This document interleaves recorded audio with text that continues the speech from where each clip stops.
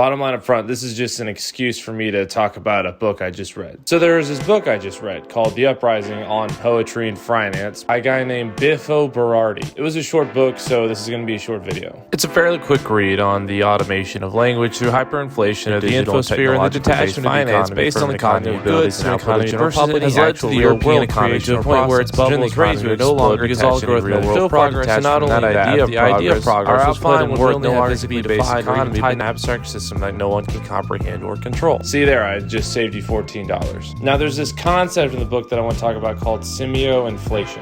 Semio means signs, signals, images. Specifically in this instance, think of things that are created, distributed, and consumed entirely online, and inflation being the typical economic definition. In short, semio-inflation in this context means for something to have meaning, it has to express its meaning more and more for it to have the same effect. And this type of inflation is threatening one of the few things I have going for me in this world, and that's military meme pages. See, military memes are basically the glue just holding all this together. See, while most people run on stuff like macronutrients and aerobic processes, I just run on bang energy, anxiety, and funny pictures that my buddies send me while I'm at work. See, now the reason that military memes are superior to anything else is because of their strong connection with reality. See, I see this picture and I think, oh my God, that's me. And so I send it to my buddy and he's like, dude, that's totally me. And it's a beautiful form of communication. A communication that goes beyond just words. I remember when I was a cadet, the West Point meme pages were so popular, a new one was popping up like every 6 months.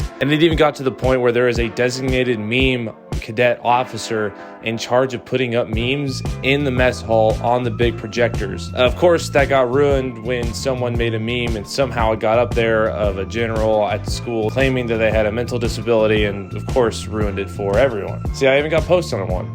See, look, that's me. My point being that for the last 8-ish years, my mental health has been cornerstoned by these military meme pages, and so I am very glad that they cannot fall into the same trap as like normal memes you'll see. See, I remember when I was a kid, I was like 15, I'd sit there on my bed, my mom's house on my shitty laptop, and I would look at memes for hours. And they were just the stupid ones where it was just a picture of something with a little color around it, impact font saying something small. But I remember everyone was just completely obsessed with them. And I was hooked, all my friends were hooked, and we just could not stop looking at them because they were making fun of things that we had never thought about to make fun of or related to us in ways that we didn't even understand. It was a beautiful, horrible time. Now, as the years went by, these memes became self-referential, and more self-referential, the jokes and humor behind memes became so nuanced and detached from their original references that if you took a couple weeks off of looking at memes, you would have no idea what was going on in them anymore because you missed the trail of references. Now, we're at the point where memes are in a hyper-real state, and this total lack of meaning is the joke itself. And if you don't believe me, try explaining to anyone over the age of 40 this.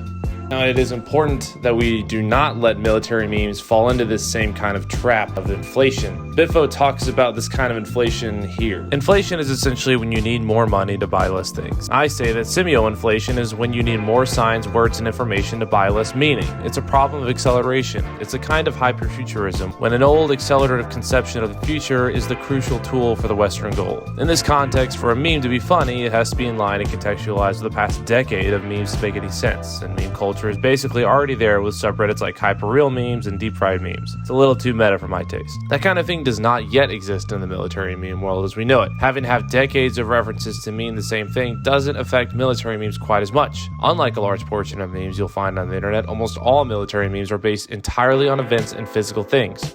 They're like dollar bills when we used to have the gold standard. It's a representation of something real that exists versus fiat money we have now that are just dollars. Self-evident and nothing else to them. Now, Biffo's secondary point to this is that when language falls into this kind of inflation, it loses what's called sensibility, which he defines here as meaning communication that's not through words. Basically the non-verbal aspects of speech. Think like body language or tone and stuff like that. Think of it as like the secondary and tertiary effects of a joke, or basically in a meme, anything that's not just an outlined impact font phrase. Military memes are full of them. Some things are better left without any words even, like this or this. They are actually much better without the words. There is nothing that this picture alone conveys that needs to be said. It's all just perfectly encapsulated right here.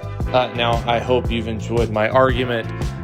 Join me on part 2 of this video where I review West Point memes and explain them, because I'm out of ideas right now.